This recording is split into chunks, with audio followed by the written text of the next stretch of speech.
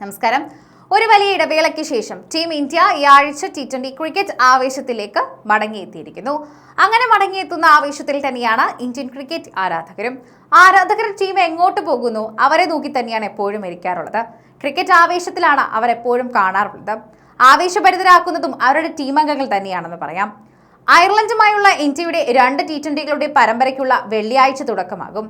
ബെൽഫാസ്റ്റിലെ civil service cricket ക്ലബ്ബിൽ രാത്രി 7:30 മുതലാണ് മത്സരം നടക്കുക. വിജയത്തോടെ തന്നെ ദൈർഘ്യമേറിയ UK പര്യടനത്തിനും തുടക്കം കുറിക്കാനായിരിക്കും ഇന്ത്യയുടെ ശ്രമം. ഐറിഷ് ടീമുമായുള്ള പരമ്പര കഴിഞ്ഞാൽ ഇംഗ്ലണ്ടുമായി 5 T20കളും 3 ഏകദിനങ്ങളും കൂടി UKയിൽ ഇന്ത്യ കളിക്കും. പുതിയ ക്യാപ്റ്റൻ ശ്രേയസ് അയ്യർക്ക് കീഴിൽ ശക്തമായ ടീമിനെയാണ് ഇന്ത്യ അയർലൻഡിലേക്ക് അയച്ചിട്ടുള്ളത്. കഴിഞ്ഞ T20 ലോകകപ്പ് ഹീറോയും മലയാളി സൂപ്പർ താരവുമായ സഞ്ജു സാംസണും ടീമിന്റെ ഭാഗമാണ്. ഐറിഷ് ടീമിനെതിരെ സഞ്ജു അവസാനമായി T20 കളിച്ചപ്പോൾ എന്താണ് സംഭവിച്ചതെന്ന് കൂടി നമ്മൾ അറിയേണ്ടതുണ്ട്. 2023 ഇന്ത്യൻ T20 അയർലൻഡിൽ 3 T20കളുടെ പരമ്പരയിൽ കളിക്കാനെത്തിയപ്പോഴായിരുന്നു സഞ്ജു സാംസൺ ഐറിഷ് മണ്ണിൽ അവസാനം ഇറങ്ങിയത്. ഈ പരമ്പരയിൽ ടീമിനെ നയിച്ചതാകട്ടെ സ്റ്റാർ പേസർ ജസ്പ്രീത് ബുംറയുമായിരുന്നു. ആദ്യത്തെ 2 T20കളിലും ജയിച്ച ഇന്ത്യ പരമ്പര കൈക്കലാക്കിയപ്പോൾ അവസാനത്തെ മത്സരം മഴയെ തുടർന്ന് ഫലമില്ലാതെ ഉപേക്ഷിക്കപ്പെടുകയും ചെയ്തിരുന്നു. ഡബ്ലിനിൽ ഇന്ത്യ 33 റൺസിൽ ജയിച്ച 2ാം T20 ആയിരുന്നു സഞ്ജു അവസാനം കളിച്ചത്. ഇപ്പോഴത്തെ പോലെ തന്നെ അന്ന് അദ്ദേഹം ഓപ്പണർ ആയിരുന്നില്ല.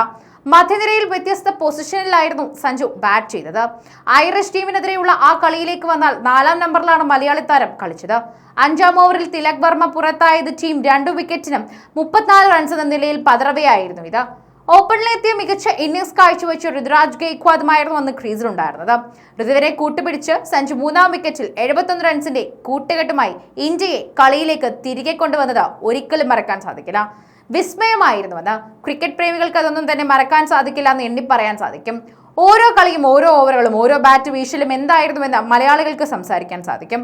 മലയാളികളുടെ അഹങ്കാരമായ സഞ്ജു അന്ന് ഇന്ത്യൻ ടീമിനെ കൈപിടിച്ച് ഉയർത്തുകയായിരുന്നു ചെയ്തത്. അതൊരിക്കലും മറക്കാൻ സാധിക്കാതെ തന്നെയാണ് എല്ലാവരും നിൽക്കുന്നത്. അതുകൊണ്ട് തന്നെയാണ് എല്ലാവരും സഞ്ജുവിനെ ഹീറോയാക്കി കാണുന്നതും. ഫോം ഔട്ട് ആയാൽ പോലും സഞ്ജു ഒന്ന് ഔട്ടായാൽ പോലും അധികമാരും ട്രോളാത്തതും സഞ്ജുവിന്റെ കപ്പാസിറ്റി എന്താണെന്ന് മനസ്സിലാക്കുന്നവരും അദ്ദേഹത്തിന്റെ കരിയർ ഗ്രോത്ത് എന്താണെന്ന് അറിയുന്നവരും അദ്ദേഹം ശരിക്കും എന്താണ് ചെയ്യാൻ പോകുന്നതെന്ന് മനസ്സിലാക്കുന്നവരുമാണ്. ഇതോടെ ടീം ടോട്ടൽ 100 കടക്കുകയും ചെയ്തിരുന്നുവെന്ന് അർഹിച്ച് 50 സഞ്ജു കുറിക്കുമെന്ന് കരുതിയെങ്കിലും 10 റൺസ് അകലെ വീണു പോവുകയായിരുന്നു. Benjamin വൈറ്റിന്റെ ബോളിംഗിൽ bowled ആവുകയായിരുന്നു.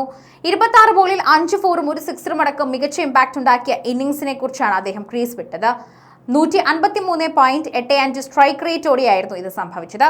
ആദ്യം ബാറ്റ് ചെയ്ത ഇന്ത്യ 20 ഓവറിൽ 5 വിക്കറ്റിന് 185 റൺസ് എന്ന മികച്ച ടോട്ടൽ പടുത്തുയർത്തുകയും ചെയ്തിട്ടുണ്ടായിരുന്നു.